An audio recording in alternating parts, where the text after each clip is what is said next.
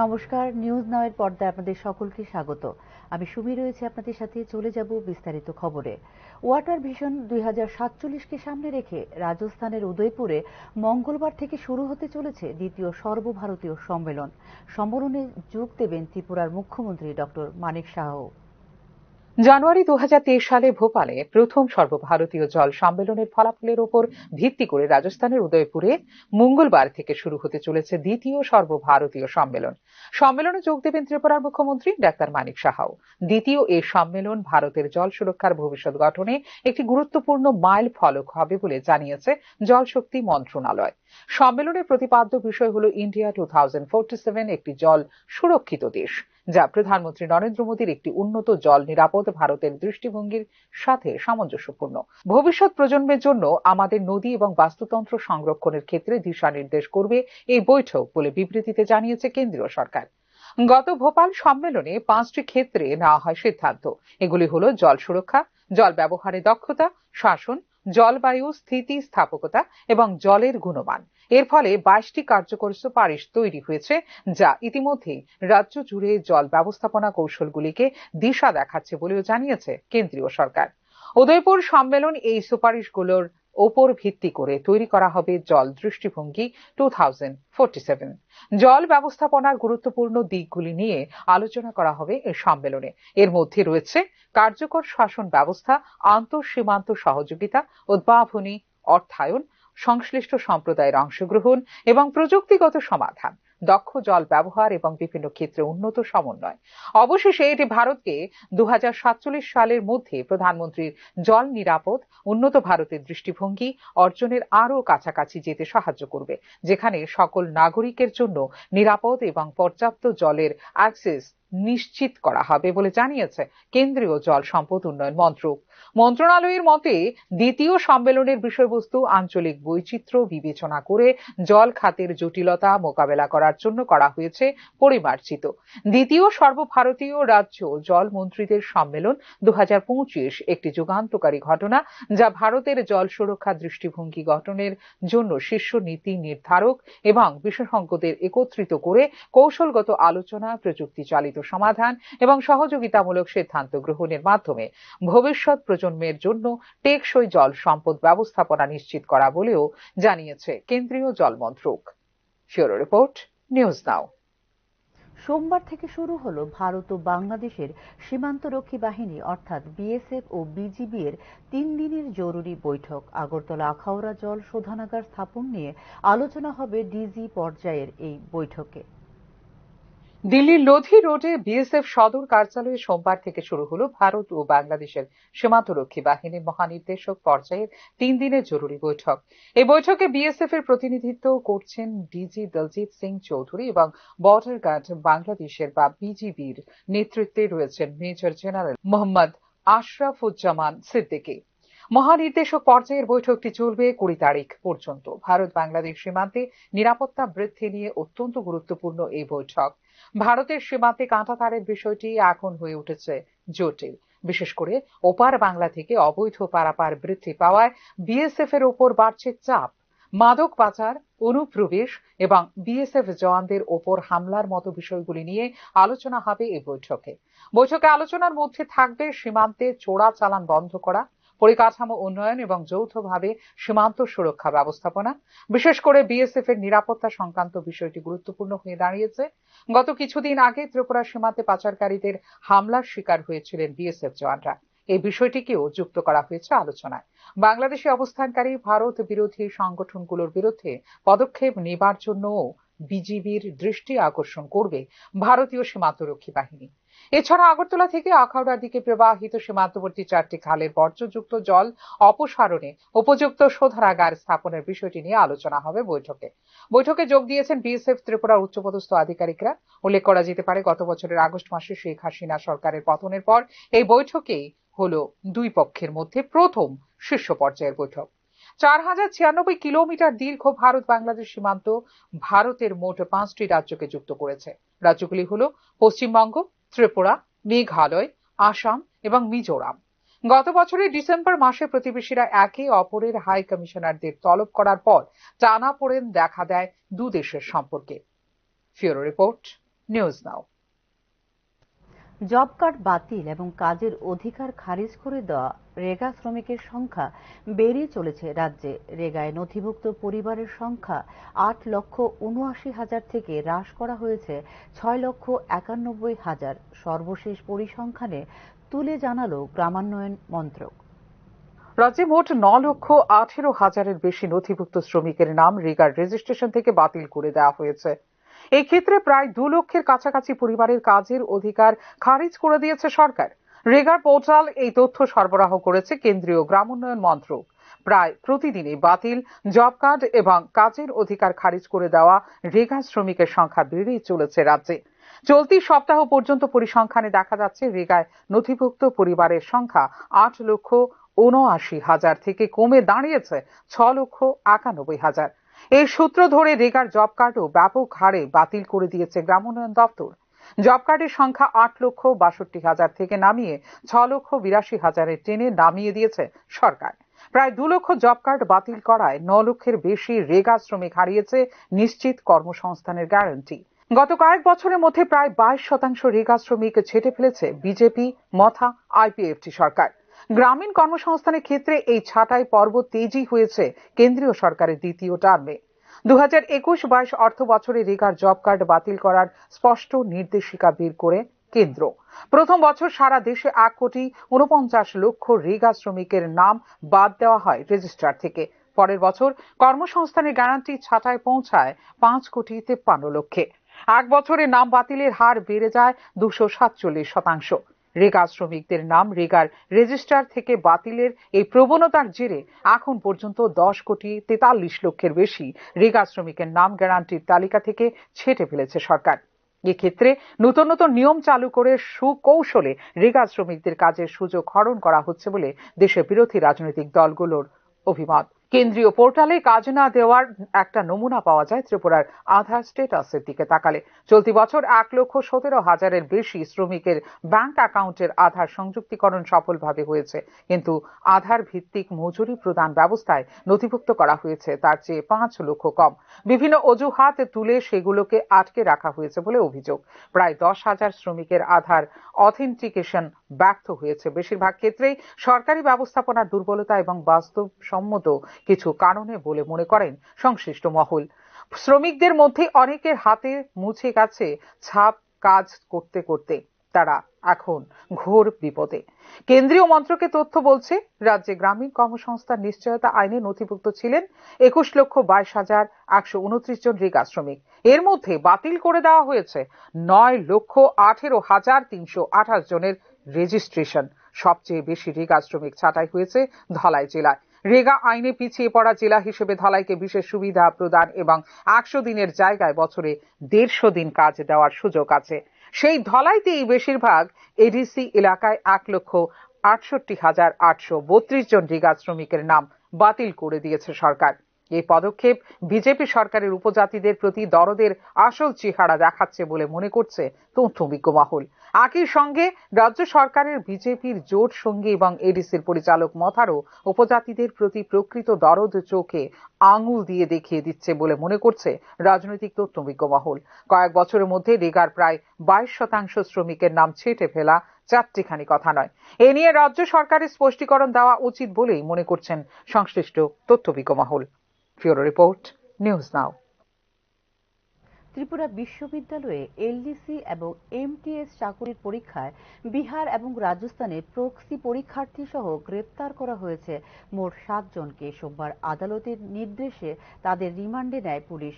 পরীক্ষায় অসৎ উপায় অবলম্বনের সময় হাতে নাতে ধরা পড়ে পশ্চিমবঙ্গের মৃন্ময় বিশ্বাস, লিটন বিশ্বাস, মিটন মণ্ডল, হরিয়ানার রাজবীর সিং এবং রাহুল কুমার।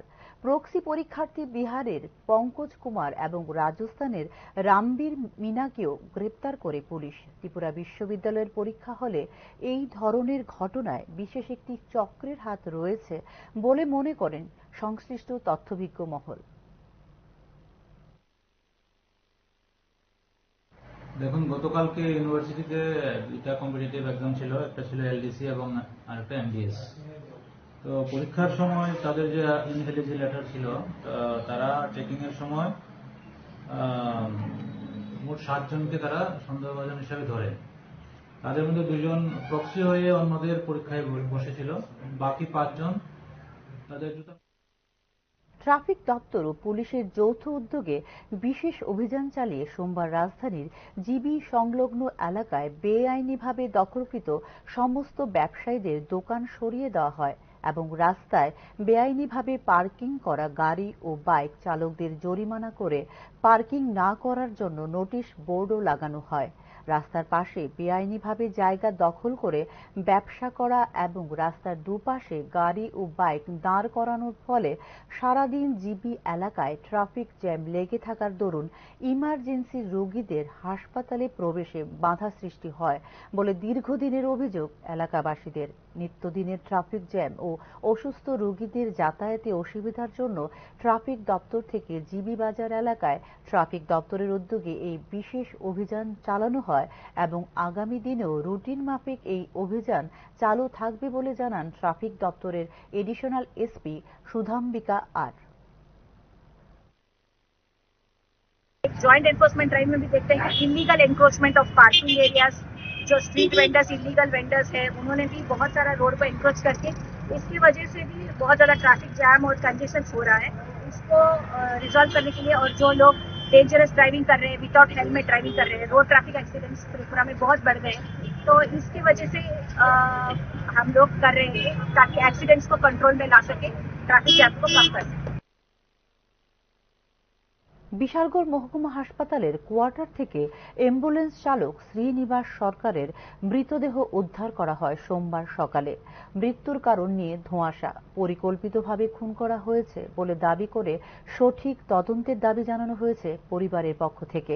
আমতলী কুড়িপুকুর এলাকার স্বর্গীয় লোকচন্দ্র সরকারের ছেলে শ্রীনিবাস সরকার দীর্ঘ 7 বছর যাবৎ বিশালগড় মহকুমা হাসপাতালে অ্যাম্বুলেন্স চালক হিসেবে কর্মরত ছিলেন। রবিবার রাতে বিশালগড় মহকুমা হাসপাতাল থেকে রেফার করা রোগী জিবি হাসপাতালে পৌঁছে দিয়ে যথারীতি হাসপাতালের কোয়ার্টারে চলে যায়। সোমবার সকালে কোয়ার্টার থেকে তাকে ডাকতে গেলে সাড়া না দেওয়ায় হাসপাতালের কর্তব্যরত চিকিৎসা সহ অন্যান্যরা কোয়ার্টারের দরজা ভেঙে শ্রীনিবাস সরকারকে মৃত অবস্থায় উদ্ধার করে। ঘটনার খবর পেয়ে ছুটে আসেন বিশালগড় থানার পুলিশ সহ পরিবারের লোকজন। মৃত্যুর সঠিক কারণ জানতে ময়না তদন্তের জন্য শ্রীনিবাস সরকারের মৃতদেহ বিশালগড় মহকুমা হাসপাতালের মর্গে পাঠানো হয়েছে বলে জানিয়েছে পুলিশ। তবে শ্রীনিবাস সরকারকে পরিকল্পিতভাবে খুন করা হয়েছে বলে পরিবারের অভিযোগ। আমাদের স্টোভ করছে সকালবেলা 5টার সময় লাগিয়ে আমার আনছে আমরা করতে পারি না, তো আমরা গেছি পরে আইসি সেটা তো মরা, তো হ্যাঁ কালকে 3 দিন ধরে আজকে হ্যাঁ ডিউটি করতেছে, আজকে সকালে বাড়ি চলে গেছে, সকালে ফোন করছি। প্রায় 100 আগর গাছ কেটে দিল বিদ্যুৎ দপ্তর। বামুটিয়া বিধানসভার অন্তর্গত তালতলা এলাকার বিনোদিনী চা বাগানে 100-র উপর বহু মূল্যবান আগর গাছ কেটে দিল বিদ্যুৎ দপ্তর। এই ক্ষেত্রে বন বিভাগের কোনো নিয়ম নীতি মানা হয়নি, নেওয়া হয়নি কোনো অনুমতি বলে জানিয়েছেন বিনোদিনী চা বাগানের ডিরেক্টর বিশ্বনাথ বণিক। বিদ্যুৎ মন্ত্রী রতনলাল নাথের নিজ বিধানসভা কেন্দ্র মোহনপুরের বিদ্যুৎ সাব ডিভিশন নিয়ম নীতির তোয়াক্কা না করে এই কাণ্ড করেছে বলে জানিয়েছেন বিনোদিনী চা বাগানের ডিরেক্টর। ইলেকট্রিক ডিপার্টমেন্টের থেকে এসেরা প্রত্যেকটা গাছ 4-5 ফুট রয়েছে, একদম আগার থেকে গোড়া পর্যন্ত প্রত্যেকটা হলে। আচ্ছা, আমিও আসলাম মানে ত্রিপুরার বাইরে আছে, কুম্ভ মেলাতে গেছিলাম। আমার ওদিনকে আমার বাগানও থাকে বন্ধ, সাপ্তাহিক বন্ধ। হঠাৎ করে তারা এসে এইভাবে গাছগুলি কাটতে গেছে। তারপরে ওই যেহেতু ইলেকট্রিক লাইন আছে উপরে, হয়তো ডালাডোলা কাটতে দিলে চলতো, যেটা আমাদের রাবার গাছের মধ্যে তো গেছে, অনেক সময় তারা ডালাডোলা কাটতে দেয়, কিন্তু তারা এটা না করে সেটা একদম এই আগর গাছগুলোর লাইফটা শেষ করে লেগেছে। আগর গাছের মেইনটি হচ্ছে যে সমাজ কল্যাণ ও সমাজ শিক্ষা দপ্তরের উদ্যোগে অঙ্গনওয়াড়ি পরিষেবা, মিশন শক্তি, মিশন বাৎসল্য, প্রবীণ নাগরিকদের সুরক্ষায় সিনিয়র সিটিজেন অ্যাক্ট এবং পোষণ 2.0 ইত্যাদি বিষয়ের উপর সচেতনতামূলক কর্মসূচি অনুষ্ঠিত হয়। ঊনকোটি জেলার কৈলাসহরের ঊনকোটি কলাক্ষেত্রের এই অনুষ্ঠানে উপস্থিত ছিলেন সমাজ কল্যাণ ও সমাজ শিক্ষা দপ্তরের মন্ত্রী টিঙ্কু রায়। সমাজ কল্যাণ দপ্তর আয়োজিত সচেতনতামূলক কর্মসূচিতে 4 জন অনাথ শিশুকে আর্থিক সাহায্য প্রদান করা হয়। 850 কোটি টাকা বছরে সামাজিক পেনশন প্রদান করা হয় ও বিভিন্ন জনকল্যাণমূলক খরচ সহ প্রায় 1500 কোটি টাকা প্রতি বছর সমাজ কল্যাণ ও সমাজ শিক্ষা দপ্তরের পক্ষ থেকে ব্যয় করা হয় বলে জানিয়েছেন সমাজ কল্যাণ ও সমাজ শিক্ষা দপ্তরের মন্ত্রী টিঙ্কু রায়। প্রতিটি মানুষকে পরিষেবা দিতে বদ্ধপরিকর সমাজ কল্যাণ ও সমাজ শিক্ষা দপ্তর, আর তাই 50টিরও বেশি বিভাগের দপ্তর কাজ করে। সমাজ শিক্ষা দপ্তরের অধীন অঙ্গনওয়াড়ি কেন্দ্রগুলির মাধ্যমে বিভিন্ন পোষণ সংক্রান্ত স্বাস্থ্য পরীক্ষা, টিকাকরণ, সন্তান সম্ভবা মায়েদের স্বাস্থ্য পরীক্ষা সহ প্রধানমন্ত্রী মাতৃপুষ্টি যোজনা ও মুখ্যমন্ত্রী মাতৃবন্ধনা যোজনার মাধ্যমে আর্থিক সাহায্য প্রদান করা হয় বলে জানিয়েছেন মন্ত্রী টিঙ্কু রায়। এছাড়া চাইল্ড ওয়েলফেয়ার দপ্তরের মাধ্যমে চাইল্ড কেয়ার সংস্থা চালানো, বিভিন্ন সরকারি ও বেসরকারি হোমে পথশিশু ও অনাথ শিশুদের দত্তক নেওয়া ও পরিচর্যা করা, বিভিন্ন স্পন্সরশিপ স্কিমের মাধ্যমে শিক্ষা ক্ষেত্রে আর্থিক সাহায্য প্রদান করা হয় বলেও জানিয়েছেন মন্ত্রী টিঙ্কু রায়। প্রধানমন্ত্রী বেটি বাঁচাও বেটি পড়াও প্রকল্পে জুভেনাইল জাস্টিস বোর্ডের মাধ্যমে কোনো শিশু যেন সমাজে অত্যাচারিত না হয় সে বিষয়ে খেয়াল রাখা, শিশুরা কোনো অপরাধ করলে তার শৈশবকে সুরক্ষিত করে সংশোধনের মাধ্যমে নতুন জীবনে ফিরিয়ে আনার চেষ্টা করা হয়। এছাড়াও মহিলা কমিশনের মাধ্যমে সমাজের মায়েদের সুবিচার প্রদানের জন্য দপ্তর সর্বদা কাজ করে যাচ্ছে বলে এদিন জানিয়েছেন সমাজ কল্যাণ ও সমাজ শিক্ষা দপ্তরের মন্ত্রী টিঙ্কু রায়।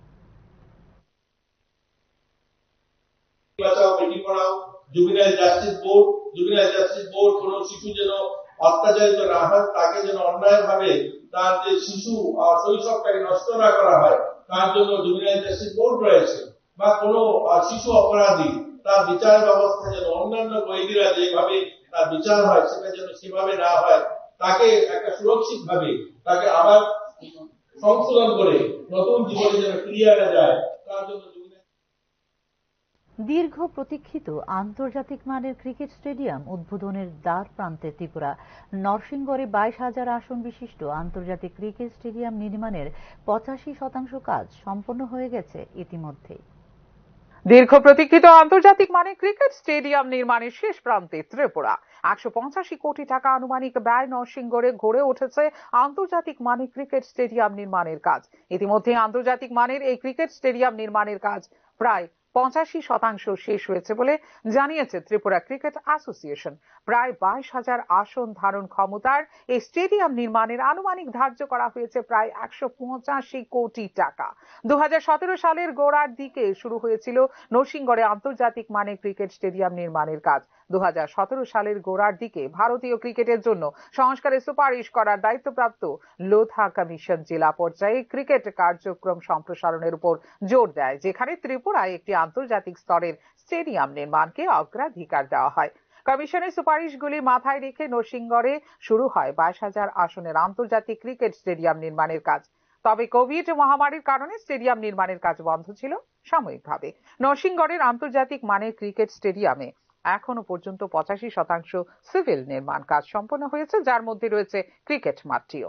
এখনো বাকি থাকা কাজগুলোর মধ্যে রয়েছে ওপরের তলায় স্টিলের কাজ এবং উচ্চ মাস্ট এলইডি লাইট এবং পাওয়ার মেটাল লাইট স্থাপন, যা একটি আন্তর্জাতিক মানের স্টেডিয়ামের জন্য অপরিহার্য। এখনো পর্যন্ত 125 কোটি টাকা পরিশোধ করা হয়েছে নির্মাণকারী সংস্থাকে। বাদবাকি 20 থেকে 25 কোটি টাকার কাজ আগামী জুলাইয়ের মধ্যে শেষ করার লক্ষ্যমাত্রা নির্ধারণ করা হয়েছে বলেও জানিয়েছে ত্রিপুরা ক্রিকেট অ্যাসোসিয়েশন। এক্ষেত্রে মুখ্যমন্ত্রী ডাক্তার মানিক সাহার নির্দেশে আন্তর্জাতিক মানের ক্রিকেট স্টেডিয়াম নির্মাণের কাজ দ্রুত শেষ করার উদ্যোগ নিয়েছে ত্রিপুরা ক্রিকেট অ্যাসোসিয়েশন। স্টেডিয়ামটির নির্মাণ কাজ শেষ হলে কেবলমাত্র রাজ্যের ক্রিকেট অবকাঠামো উন্নত করবে না, পাশাপাশি ইন্ডিয়ান প্রিমিয়ার লিগ বা আইপিএল সহ আন্তর্জাতিক মানের বড় টুর্নামেন্ট আয়োজনের অবস্থানেও চলে যাবে ত্রিপুরা। আইপিএল কর্তৃপক্ষ এবং ভারতীয় ক্রিকেট বোর্ড বিসিসিআই অনুমোদিত হলে এই স্টেডিয়ামটি এই অঞ্চলে অভিজাত ক্রিকেটের একটি নতুন কেন্দ্র হয়ে উঠতে পারে। উল্লেখ করা যেতে পারে 1970-এর দশকের প্রথম দিকে যাত্রা শুরু করে ত্রিপুরা ক্রিকেট। তারপর থেকে 1980-র দশকের শেষের দিক থেকে রঞ্জি ট্রফিতে অংশগ্রহণ করে আসছে ত্রিপুরা ক্রিকেট দল। বিভিন্ন ফরম্যাটে জাতীয় টুর্নামেন্টেও ধারাবাহিকভাবে অংশগ্রহণ করে আসছে ত্রিপুরা। বর্তমানে অনেক টুর্নামেন্ট অভিজাত দলগুলির মধ্যে রয়েছে ত্রিপুরা ক্রিকেট দল। ফিউরো রিপোর্ট, নিউজ নাও। সময়ের ছোট্ট বিরতির সঙ্গে থাকুন। আপনি দেখছেন নিউজ নাও, আমরা জানি কোনটা খবর। প্রথম আলো এলো শুদ্ধ সকাল, শুদ্ধ সলিলে আজ বাজালো ত্রিতাল, মন্দিরে শুদ্ধ পূজার ধ্বনি, অগ্নি শুদ্ধ হলো সিঞ্জিনী, পরিণীতা নারী তুমি অনুপমা, শুদ্ধ সোনায় সাজো হে নিরুপমা। শুদ্ধতার স্বর্ণ মন্দির, কালিকা জুয়েলার্স, আগরতলা। একটু চেষ্টাতেই দুল লেগে যায় নববধূর কানে, একটু চেষ্টাতেই মানিয়ে নেওয়া যায় বিবাহিত জীবনে। নানা অনুভূতি জড়ানো বিয়ের গয়না, শ্যাম সুন্দর কোম্পানি জুয়েলার্স। আপনি দেখছেন নিউজ নাও, আমরা জানি কোনটা খবর। বিরতির পর আবারও স্বাগত। পানীয় জলের দাবিতে সড়ক অবরোধ করেন আমবাসা দক্ষিণ কচুছড়া এলাকার দেববর্মা পাড়ার প্রমিলা বাহিনী। এলাকায় দুবেলা জলের ব্যবস্থা করে দেওয়ার জন্য সংশ্লিষ্ট দপ্তরের কাছে দাবি জানানো হয়েছে অবরোধকারীদের পক্ষ থেকে। কচুছড়া দেববর্মা পাড়ার একমাত্র উৎস হিসেবে জলের মেশিনটি অধিকাংশ সময় বিকল হয়ে পড়ে থাকার কারণে এলাকায় পানীয় জলের তীব্র সংকট দেখা দেয়। বর্তমান শুখা মরশুমে এলাকাবাসীদের পানীয় জলের জন্য কষ্ট সহ্য করে দূর দূরান্ত থেকে পানীয় জলের ব্যবস্থা করতে হচ্ছে। তাই এলাকাবাসীরা জলের বিকল মেশিনটি সরিয়ে নতুন মেশিন লাগিয়ে দুবেলা এলাকায় জলের ব্যবস্থা করে দেওয়ার জন্য সরকার ও সংশ্লিষ্ট দপ্তরের কাছে দাবি জানানো হয়েছে।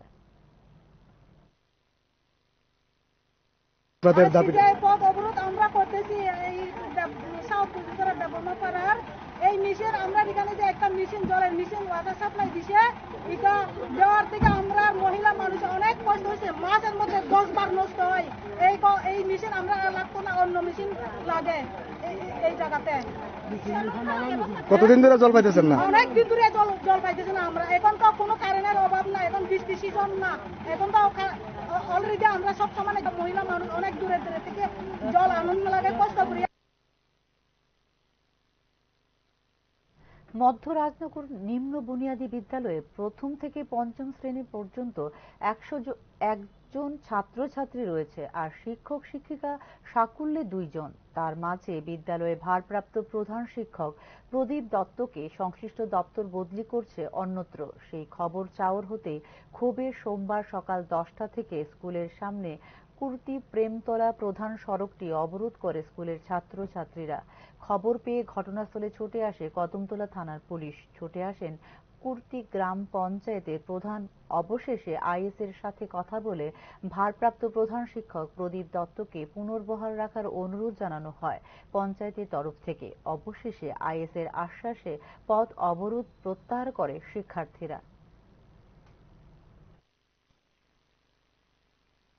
আমরা স্যারে অন্য স্কুলে ট্রান্সফার করে দিয়েছিলাম, আমরা অভিযোগ করছি। এখন আমরা স্যারে আমরা কইছি আমরা স্ট্রাইক তুলতাম, আমরা স্যার থাকবো, আমরা স্যার। কর্পোরেট পুঁজির দালাল, উগ্র হিন্দুত্ববাদী, সাম্প্রদায়িক ফেসিবাদী ও তাদের জাতিবিদ্বেষী সহযোগিতার সমস্ত ষড়যন্ত্র ব্যর্থ করতে হবে। জনজাতিদের ছোট বড় প্রতিটি জনগোষ্ঠীর স্বশাসন নিশ্চিত করতে বহুস্তরীয় স্বশাসন ব্যবস্থা কায়েম করা, শিক্ষা, চাকুরি ও জনপ্রতিনিধিত্ব সহ সমস্ত ক্ষেত্রে ওবিসি জনগোষ্ঠীর সংখ্যানুপাতিক সংরক্ষণ চালু, এরকমই মোট 22 দফা দাবিতে 3 ঘণ্টার গণ অবস্থানে ডাক দিয়েছে ত্রিপুরা জন অধিকার সংগ্রাম পরিষদ। আগামী 20 ফেব্রুয়ারি প্যারাডাইস চৌমুহনীতে অনুষ্ঠিত হবে এই গণ অনুষ্ঠান কর্মসূচি বলে সোমবার সাংবাদিক সম্মেলনে জানিয়েছেন সংগঠনের নেতৃবৃন্দ।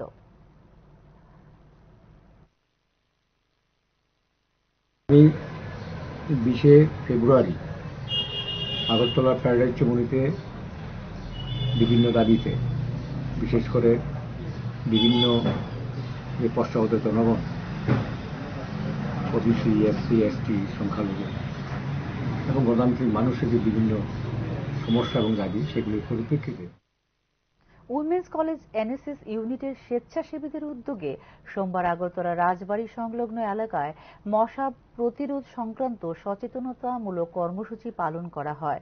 পথ চলতি নাগরিকদের মধ্যে সচেতনতামূলক লিফলেট ও বিতরণ করেন স্বেচ্ছাসেবীরা। আগরতলা শহর ও পার্শ্ববর্তী এলাকাগুলোতে মশার উপদ্রবের হাত থেকে বাঁচতে দীর্ঘদিন একটি জায়গায় জল জমাট না করা, আবর্জনা যত্রতত্র না ফেলে ডাস্টবিনে ফেলা, মশারি ব্যবহার করা এবং মশা তাড়ানোর কেমিক্যাল ব্যবহার না করে শুকনো চা পাতা, শুকনো কমলার খোসা, নারিকেলের ছোবড়া, শুকনো নিম পাতা পুড়িয়ে প্রাকৃতিক ও জৈব পদ্ধতিতে মশা তাড়ানোর ব্যবস্থা গ্রহণ করার জন্য নাগরিকদের প্রতি আবেদন জানানো হয়েছে স্বেচ্ছাসেবীদের পক্ষ থেকে। এদিনের সচেতনতামূলক কর্মসূচি সম্পর্কে উইমেন্স কলেজ এনএসএস ইউনিটের পক্ষ থেকে বিস্তারিত জানানো হয়েছে। নারকেলের খোসা এগুলি থেকে যে ধোঁয়া উৎপন্ন হয় সেগুলি ব্যবহার করেও আমরা মশার উপক্রম থেকে রক্ষা পেতে পারি। আর সেই সচেতন বার্তা আজকে আমরা শহরবাসী। এখনকার মতো সংবাদ এই পর্যন্তই। নমস্কার।